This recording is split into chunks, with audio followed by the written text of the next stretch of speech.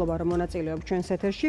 ჩვენ ვლაპარაკობთ ხვაურიან საქმეებზე, დაკავებებზე, საზოგადოების ნაწილის აზრით ეს არის ჩვეულებრივად იმ საქმეების გადაფარვა, იმ საკითხის მათ შორის ერთ-ერთი კონკრეტულად ვიცით რაც არის დასახელებული, რომელიც აზიანებს ხელისუფლებას. აი თქვენ როგორ შეგიძლიათ აღწეროთ ის მოცემულობა, ის სურათი, რომელიც ახლა არის ქვეყანაში, მათ შორის ამ საქმეების გათვალისწინებით, რასაც ყოველდღიურ რეჟიმში უყურებს ფაქტობრივად საზოგადოება. მოგესალმებით, ანა, მადლობა მოწვევისათვის, მაყურებელს მივესალმები პირველ რიგში. ჩვენ ქვეყანაში რომ უმძიმესი სიტუაცია ახლა ამას ყველა ხედავს და ყველა ვუყურებთ, რა უმძიმესი სიტუაცია არის, მიმდინარეობს არ ვიცი, უკვე ღიად გაცხადებულია რომ ქვეყანა შეჭამა კორუფციამ, უკვე თვითონაც არ მალავენ და მე მინდა ახლა ავხსნათ რა სიტუაცია ქვეყანაში, უყურეთ, პრემიერ-მინისტრი ორჯერ ღარიბაშვილზე არის საუბარი, თავდაცვის მინისტრი, მინისტრის მოადგილეები, უსაფრთხოების სამსახურის ხელმძღვანელი, ბრალდებული ქრთამის აღებაში, ხო წარმოგიდგენიათ რაზეა საუბარი, ვისაც უნდა ებრძოლა და ვინც უნდა იბრძოლოს მე ქრთამეობის წინააღმდეგ.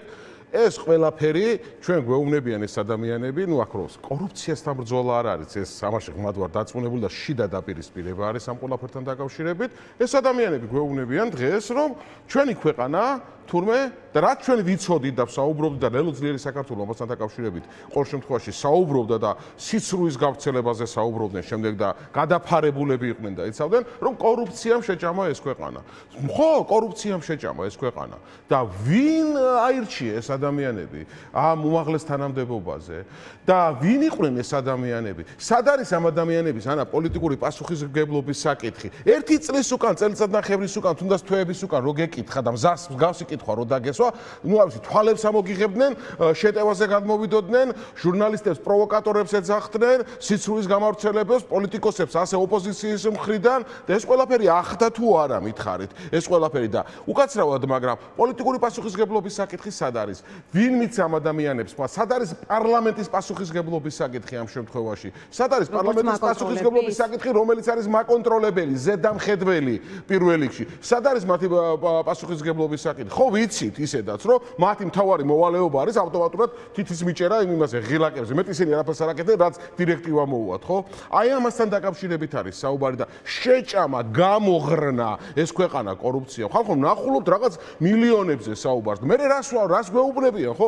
აქედო ბავშვებს დარცვავდნენო და საბავშვო ბაღების წარმოიდგინე, იქამდე არის ყველაფერში შესული ეს კორუფცია მეტასტაზებივით, რომ საბავშვო ბაღების ამ შემთხვევაში და მცირეწლოვნების ფულს იპარავდნენ, ხო?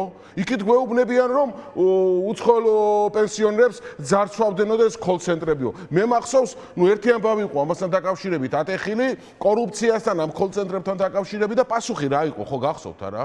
პასუხი იყო, რომ პროვოკაცია არის, პასუხი იყო, რომ დეზინფორმაცია არის და ასე შემდეგ და ასე შემდეგ. ახლა მარტივად ვკითხულობთ. თითოეული თქვენგანი, რომელმაც აი ამას მიეცით ხმა, აი ამ ყველაფერს.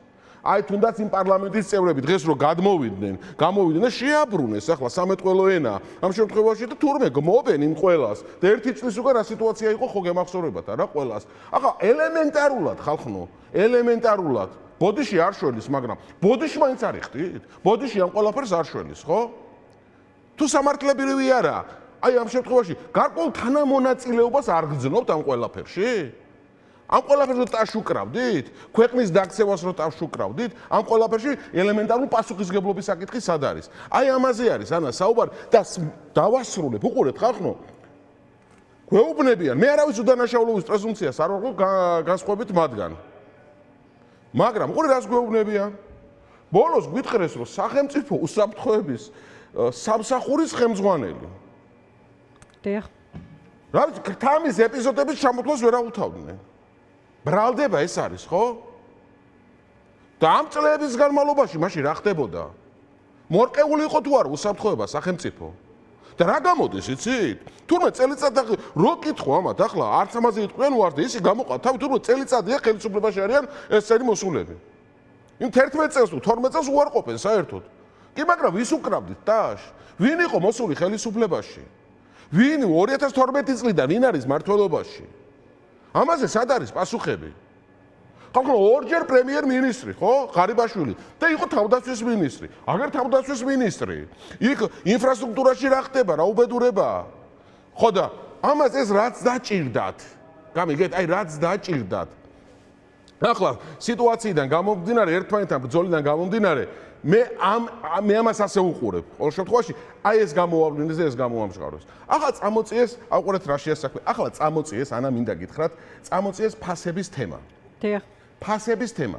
ჯერ ერთი კორუფციამ რო შეჭამა ეს ქვეყანა. კორუფციამ რო შეჭამა. აი ამ ყველაფრის მანიშნებელია ეს ფასების თემა და ფასების თემა წამოწიეს თითქოს ხელისუფლებაში 2012 წლიდან ესენი არ იყვნენ და დღეს ერთი თვია და ერთი კვირაა მოვიდნენ ესენი ხელისუფლებაში, ხო? ფასების თემას რო წევთ, აი აგერ, აი მარტივად მინდა, აიყურეთ მაყურებელს მინდა, აი საქსტატის მონაცემებია, ეს ჩვენი და ჩემი მონაცემები კი არ არის. უყურეთ, საქართველოში, უყურეთ, გაანადგურეს საერთოდ სოფლის მეურნეობა, გაანადგურეს სოფელი, ხალხი გაიხიზნა საქართველოსთან და სიტუაციას რა ვღებულობთ იცი საქართველოში აი ხალხმა საქართველოში 75% ლობიოს ექსპორტი ხორციელდება საქართველოში ლობიოს შემოდის 75% საზღვარგარეთიდან დიახ შემდგომ მადრიჯანი 56%, სტაფილო 91% და ეს ჩამონათვალი ძალიან დიდია. და აქ რა ხდება, იცით ხალხო? ანუ საქართველოში არ იწარმოება არაფერი, მომხმარებელი გახდა, მხოლოდ ამ წარმოებელი გახადეს ჩვენი ქვეყანა და არა მწარმოებელი არაფრის. მიწათმოქმედება საქართველოში რო იყო ისეთი უნდა, მაგრამ მოკლე სოფელი ნახეთ, გავერანებულია ხალხი სოფლიდან გარბის. არაფერი ეს ძალისხმევითაა. ეს ხელისუფლების. აბა ვისი ძალისხმევითაა? ვინ არის ვისი ძალისხმევითაა, აბა? ვისი ძალისხმევითაა, რომ ეს ქვეყნიდან ხალხი გარბის? ერთი მითხარით, ვისი ძალისხმევითაა, რომ ქვეყანაში დოვლათი არ იქნება? ამიტომ არ არის და მარტივით მინდა ვთქვა. ეს ხო ის არ არის, კაცო, საწარმოზე და იმაზე ხო არ არის საუბარი. იუსტიციის სამინისტროში, აი აგერ არის იუსტიციის სამინისტროში პირადობის აღება, როგორც მახსოვს, პირადობის აღება თუ ღირდა 30 ლარი, გახადეს 60 ლარი. პასპორტის აღება თუ ღირდა საზღვარგარეთის, როგორც მახსოვს, 100 ლარი თუ ყიდა გახსოვდეს დაახლოებით 150 ლარი. ახლა მინდა კითხვა დავსვა. აქ რაშია საქმე? რა იყო რა გაიზარდა ამ შემთხვევაში, რომ იქ დაბეჭდოს თანამშრომელმა, ანუ მაქსიმალურად ცდილობენ საქართველოს მოქალაქეებიდან ამოიღონ რაც შესაძლებელია. მაქსიმუმი გამოწურონ, მაქსიმალურად გააკეთონ. შეადარეთ ხელფასები და პენსიები ერთმანეთს. 12,000 და მეტი აქვს პარლამენტის წევრს ხელფასი. აქეთ შეადარეთ პენსიონერის პენსია. ამაზე რატო არავინ არ საუბრობს? საკუთარ თავს ადვილად ღილაკს მიაჭერენ ხელს და საკუთარ თავს ასტრონომიულად უზრდიან კორუფციას თავი დავანებოთ, როგორ უნდა დავანებოთ, მაგრამ კორუფციის მიღმა ხელფასებს 10,000, 12, 13,000 ხელფასები. აქეთ რამდენი აქვს? 350, 450 და ახლა ასე შემდგომ. აი ამაზე არის საუბარი. ფასები ახსენეთ თქვენ. აი ამაზე არის საუბარი. აი ერთი წუთი მინდა გითხრათ კიდე, აყურეთ, საქართველოში, აი აყურეთ, ფასების ზრდა 2012 წლიდან. ხო, ამაზეა საუბარი. და კარტელურ გარიგებებს ახსენებს აქ კობახიძე და კარტერულ გარიგებებს ახსენებს, გეცოდინებათ ეს განცხადება კობახიძე და ასევე ამბობს, რომ აი რაც არ უნდა კონკრეტული კომპანიების უკან გარკვეული ინტერესები იყოს პოლიტიკური მათ შორისო, ჩვენ ყველას რაღაცნაირად თანაბრად შევხედავთ და მოკლედ ამ საკის დავარეგულირებთო სუსი სწავლობს ფასებს, ხო? ამაზე რა სიტყვი? ბელარუსიაში სწავლობენ ფასებს, ვიცი? პირველ რიგში. ამას რა ჭირდება, იცი? ფასები რომ მაღალია. და ხელფასი და პენსია ადამიანის რიგითი ადამიანების რო კატასტროფულად დაბალია და მათი ხელფასები 10,000 ლარზევით რომ არის. ამას ხო საქართველოს მოქალაქეები ხედავენ. ეს რაღაც PR ფანდები რაც არ უნდა მოიტანონ, თითქოს ზრუნავენ საქართველოს მოქალაქეებზე. შარშან არის ხო იანვარში და თეიმაში რა ქვია დეკემბერში? თუ დეკემბერში დაიწყო წინა საახალწლოდ, უკვე ხალხს პროდუქტების ყიდვა უნდა მიხვდნენ უჭირს ადამიანებს. წინა საახალწლოდ არის ხო 2024-ში, 2023-ში, 2022-ში, 2021-ში და გავყვეთ ასე.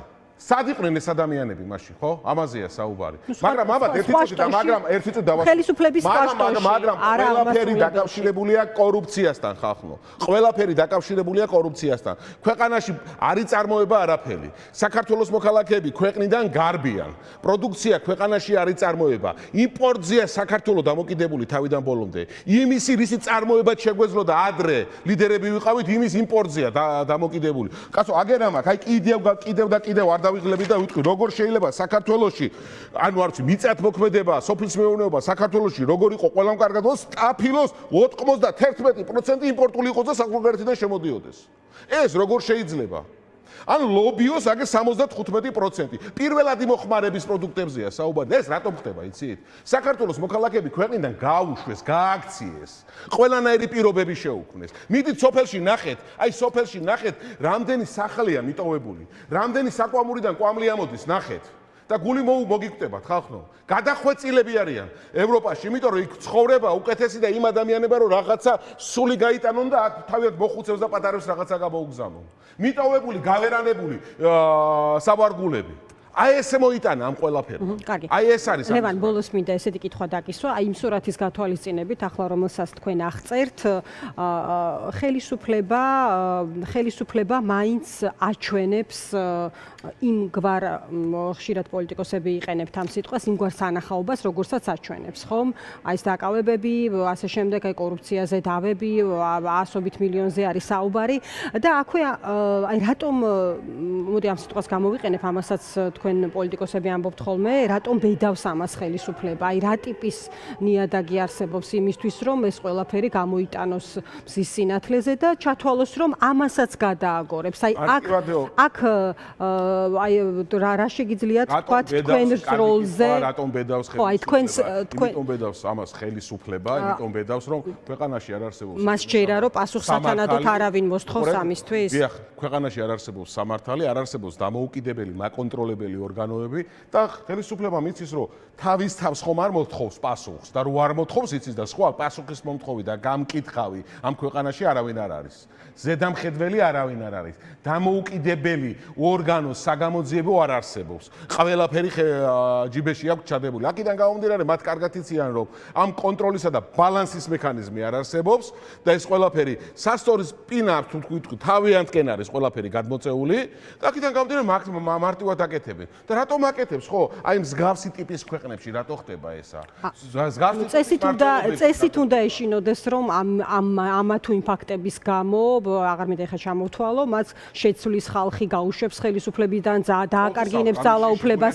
ეს შიში ყოველთვის არის ერთ-ერთი აქვს შენარჩუნებული ხელისუფლება, ასე იგივე ოპოზიციის ფაქტორიც ამ კონტექსტში. მე მინდა გითხრათ ამასთან დაკავშირებით, რომ როგორც იურისტმა ძალიან დიდი ხანდაზმულობის ვადები აქვთ იმ შესაძლო დანაშაულებს, რაც შესაძლებელია მათ კონდეთ ჩადენილი. აქედან გამომდინარე, ამათ აქვს ძალიან დიდი ხანდაზმულობის ვადები და ერთხელ და სამუდამოდ იმედია ჩვენს ქვეყანაში ვეღირსებით დამოუკიდებელ მართლმსაჯულებას, დამოუკიდებელ საგამოძიებო სტრუქტურებს, რომლებსაც საერთოდ არ ექნება მნიშვნელობა ვინ არის ხელისუფლებაში და ვინ არა და თუ გვინდა ჩვენ ქვეყანა განვითარდეს, ბიზნესი განვითარდეს ქვეყანაში და ყველაფერი იყოს ნორმალურად და ჩვენი ქვეყნის ამ შემთხვევაში წინსვლა იყოს, ეს უნდა დავიწყოს და ამის შენება უნდა დავიწყოს ერთხელ და სამუდამოდ. ბუნებრივია, ეს ამ ეტაპზე და ახლა ვერ ხდება, ვინაიდან რა სიტუაციაა ქვეყანაში კარგად ვხედავთ. დიდი მადლობა ლევან, დაგემშვიდობები. ლევან